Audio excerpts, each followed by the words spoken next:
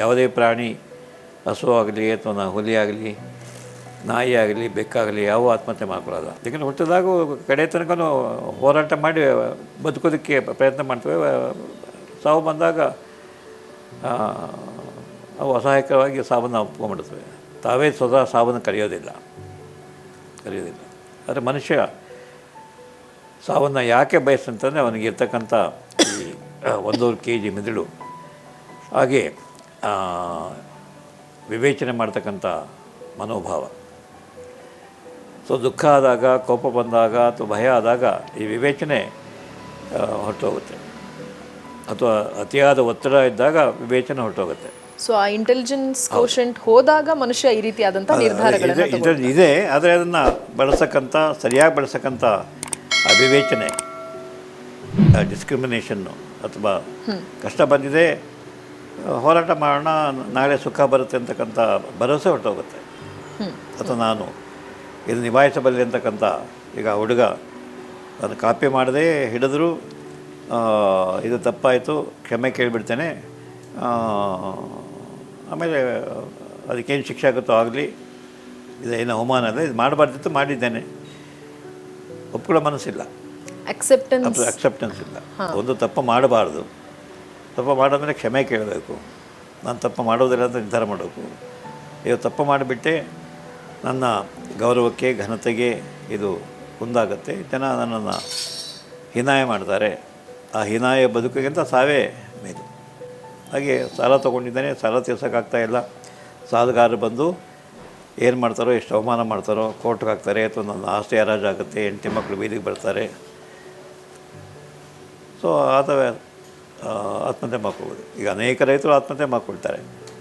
ಈಗ 2 ತಿಂಗಳಲ್ಲಿ ನಾನು 46 ಜನ ಉತ್ತರ ಕರ್ನಾಟಕದಲ್ಲಿ ಮಳೆ ಇಲ್ಲ, ಬೆಳೆ ಇಲ್ಲ, 46 ಜನ ರೈತರು ಆತ್ಮಹತ್ಯೆ ಮಾಡ್ಕೊಂಡ್ರು. ಮಳೆ ಬಂದಿದ್ದರೆ ಅವರು ಯಾರು ಆತ್ಮಹತ್ಯೆ ಮಾಡ್ಕೊಳ್ತಿರಲಿಲ್ಲ.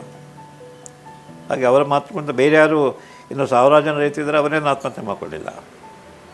ಮಳೆ ಬರಲಿಲ್ಲ, ಇಡೀ ಏರಿಯಾದಲ್ಲಿ ಮಳೆ ಬರಲಿಲ್ಲ, 46 ಜನ ಮಾತ್ರ ಆತ್ಮಹತ್ಯೆ ಮಾಡಿಕೊಂಡ್ರು, ಬಾಕಿಯವರು ಮಾಡ್ಕೊಳ್ಳಿಲ್ಲ. ಯಾಕೆಂತಂದರೆ ಈ 46 ಜನಕ್ಕೆ ಭರವಸೆ ಇಲ್ಲ, ಅಥವಾ ಬೇರೆ ಸಮಸ್ಯೆಗಳಿದ್ದಾವೆ. ಇರುವ ಸಮಸ್ಯೆಗಳ ಜೊತೆಗೆ ಮಳೆಯೂ ಬರಲಿಲ್ಲ, ಗೊಬ್ಬರಕ್ಕೆ ನಾನು ಸಾಲ ಮಾಡಿದ್ದೇನೆ, ಅಥವಾ ಬೀಜಕ್ಕೆ ನಾನು ಸಾಲ ಮಾಡಿದ್ದೇನೆ, ಬೆಳೆ ಹೋಯ್ತು ಅಂತಂದರೆ ಸಾಲ ತೀರ್ಸೋಕ್ಕಾಗೋದಿಲ್ಲ.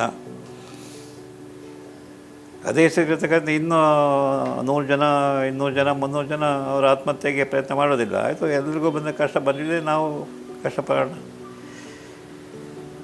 ಸೊ ಹಾಗಾಗಿ ಆಲೋಚನಾ ಧಾಟಿ ಹಾಗೆಯೇ ನೀವು ಈಗಾಗಲೇ ಸಾಕಷ್ಟು ಒತ್ತಡದಲ್ಲಿದ್ದೀರಿ, ಮೇಲಿಂದ ನಿಮ್ಗೆ ಕಷ್ಟಗಳು ಬರ್ತೀವಿ. ಹಾಗೇನಾಗುತ್ತೆ, ಒಂದು ಸರಿ ಕಷ್ಟ ಬಂದರೆ ನಾವು ಧೈರ್ಯ ಹೋದರೂ ಕೂಡ ಮತ್ತೆ ಧೈರ್ಯವನ್ನು ವಾಪಸ್ ತಂದುಕೊಳ್ತೇವೆ, ಭರವಸೆಯನ್ನು ಮತ್ತೆ ಗಳಿಸ್ಕೊಳ್ತೇವೆ. ಕೆಲವರಿಗೆ ಆ ಭರವಸೆ ಇರೋದಿಲ್ಲ, ಒಂದು ಇಲ್ಲ, ಅವರ ವ್ಯಕ್ತಿತ್ವ ಆ ಥರ ಇರುತ್ತೆ.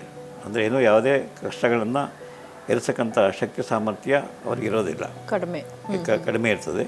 ಹಾಗೆ ನೆಗೆಟಿವ್ ಥಿಂಕಿಂಗ್ ಜಾಸ್ತಿ ಆಗ್ತಾ ಹೋಗುತ್ತೆ. ಸೊ ಬೇಸಿಕ್ ಪೊಟೆನ್ಷಿಯಲ್ಲೇ ಕಡಿಮೆ ಇರುತ್ತೆ, ಥ್ರೆಶೋಲ್ಡ್ ತುಂಬ ಕಡಿಮೆ. ಒಂದು. ಎರಡನೇದು ಸನ್ನಿವೇಶದ ಆಧಾರದ ಮೇಲೆ ಅದಾಗ್ಬೋದು. ಹಾಗಾಗಿ ಸಾಕಷ್ಟು ಜನ ಬದುಕೋದು ಬೇಡ, ಹಾಗೆ ಸಾಯೋಣ ಅಂತಕ್ಕಂಥ ನಿರ್ಧಾರಕ್ಕೆ ಯಾಕೆ ಬರ್ತಾರೆ ಅಂತ ಪ್ರಶ್ನೆ ಬರ್ತದೆ. ಯಾಕೆ ಬರ್ತಾರೆ? ಸೊ ಒಂದು ಇದು 100ಕ್ಕೆ 80-85% ಆಲ್ಮೋಸ್ಟ್ 3-4 ವಾರ ಇದ್ರ ಬಗ್ಗೆ ಯೋಚನೆ ಮಾಡ್ತಾರೆ. ಕಷ್ಟ ಬರ್ತಾಯಿದೆ, ಕಷ್ಟ ಬಂದಿದೆ, ನಿಭಾಯಿಸೋಕ್ಕಾಗುತ್ತಾ, ಎಲ್ಲಿ ಸಹಾಯ ಸಿಗುತ್ತೆ, ಯಾರು ಸಹಾಯ ಮಾಡ್ತಾರೆ, ಯಾರು ನನ್ನ ಬಗ್ಗೆ ಸಹಾನುಭೂತಿ ತೋರಿಸ್ತಾರೆ, ನೋಡ್ತಾರೆ. ಅದು ಸಿಕ್ತು ಅಂತಂದರೆ ಆತ್ಮಹತ್ಯೆ ವಿಚಾರ ಕೈ ಬಿಡ್ತಾರೆ. ಅಥವಾ ಒಂದು ಹೋಪ್, ಯಾರೊಬ್ಬರು ಮುಂದೆ ಬಂದಂಗೆ ಸಹಾಯ ಮಾಡ್ತಾರೆ, ಅಥವಾ ನಾನು ತಪ್ಪು ಮಾಡಿದ್ದೇನೆ, ನನ್ನ ಕ್ಷಮಿಸ್ತಾರೆ ಅಂತಕ್ಕಂಥ ಆ ಭರವಸೆಯ ಕಿರಣ ಬಂತು ಅಂತಂದರೆ ಯಾಕಂದರೆ ಆತ್ಮಹತ್ಯೆ ಯೋಚನೆ ಯಾರಿಗೆ ಬೇಕಾದ್ರೂ ಬರ್ಬೋದು. ಕಷ್ಟ ಬಂದಾಗ ಬದುಕಿಗಿಂತ ಸಾವೇ ಉತ್ತರ, ಸಾವೇ ಪರಿಹಾರ ಅಂತಕ್ಕಂಥ ಯೋಚನೆ ಮನಸ್ಸು ಮಾಡುತ್ತೆ. ಇದು ನೆಗೆಟಿವ್ ಥಿಂಕಿಂಗ್ನ ಒಂದು ಭಾಗ. ಯಾಕಂದರೆ ವಿಚಾರದಲ್ಲಿ ಪಾಸಿಟಿವ್ ವಿಚಾರ ಇದೆ, ಇನ್ನೊಂದು ನೆಗೆಟಿವ್ ವಿಚಾರ ಇದೆ. ಹಾಗೆ ಎಮೋಷನ್ಸ್, ಪಾಸಿಟಿವ್ ಎಮೋಷನ್ಸ್ ಇದೆ, ನೆಗೆಟಿವ್ ಎಮೋಷನ್ಸ್ ಇದೆ. ಸೊ ಪಾಸಿಟಿವ್ ಎಮೋಷನ್ಸು ಪ್ರೀತಿ ಮತ್ತು ಸಂತೋಷ ಅಥವಾ ಸ್ನೇಹ ಅಥವಾ ಧೈರ್ಯ, ಪ್ರೋತ್ಸಾಹ, ಆತ್ಮವಿಶ್ವಾಸ ಇತ್ತು ಅಂತಂದರೆ ಯಾರು ಸಾಯೋದಕ್ಕೆ ಸಿದ್ಧವಾಗಿರೋದಿಲ್ಲ, ಬದುಕೋದಕ್ಕೆ ಇಷ್ಟಪಡ್ತಾರೆ, ಹೋರಾಟ ಮಾಡ್ತಾರೆ.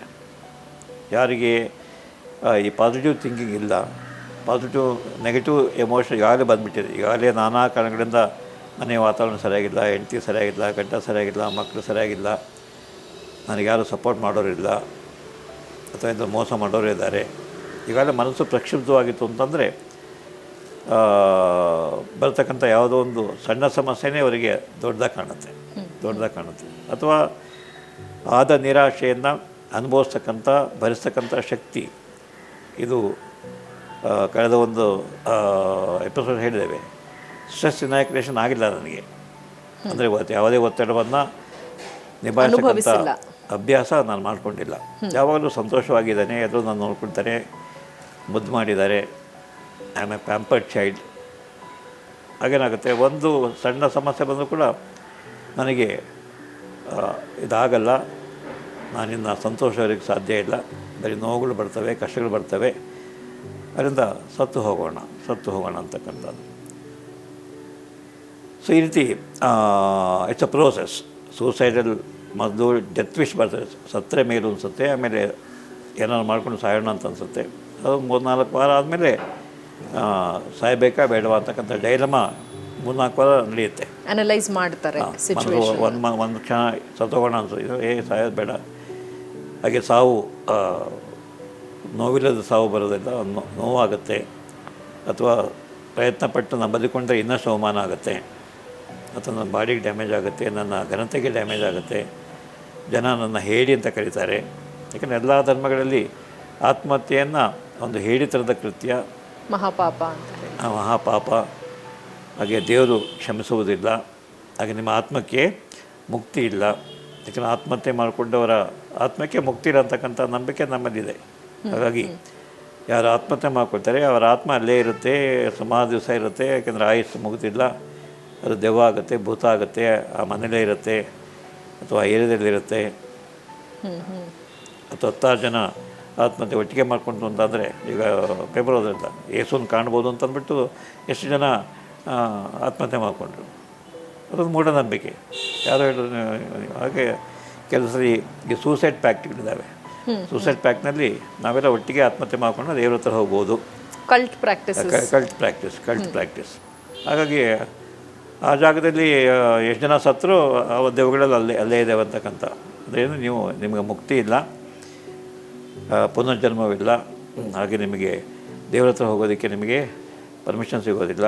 ಈ ಥರದ ನಂಬಿಕೆ ಇರೋದ್ರಿಂದ ಅನೇಕ ವ್ಯಕ್ತಿಗಳು ಆತ್ಮಹತ್ಯೆ ಯೋಚನೆಯನ್ನು ಮೊದಲು ಒಪ್ಕೊಳ್ಳೋದಿಲ್ಲ, ನಿರಾಕರಿಸ್ತಾರೆ, ತಡೀತಾರೆ.